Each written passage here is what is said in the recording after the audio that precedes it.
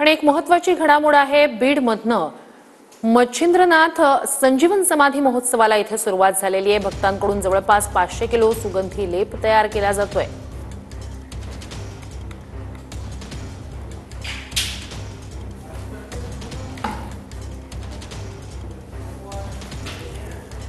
मच्छिंद्रनाथांच्या संजीवन समाधी महोत्सवाला सुरुवात झाली। आपण पाहू शकतो की या ठिकाणी या संजीवन समाधीला हा मसाला आहे तो मसाला लावला जातो। या ठिकाणी हा मसाला तयार करण्याचं जे भक्त आहेत ते भक्तांकडून काम सुरू आहे।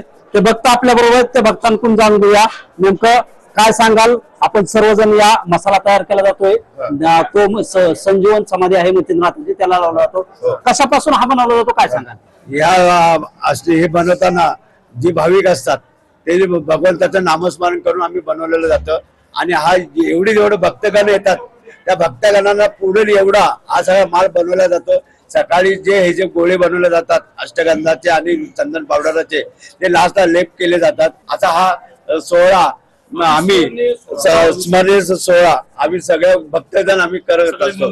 सगळे गाववाले इथले सगळे आम्ही पनवेलकर सगळे सावरगावचे सगळेजण आम्ही करत असतो। कॅमेरामन शिवाजी पाटील सह शीतल कुमार मोठे, TV9 मराठी, मच्छिंद्रनाथ गड, बीड।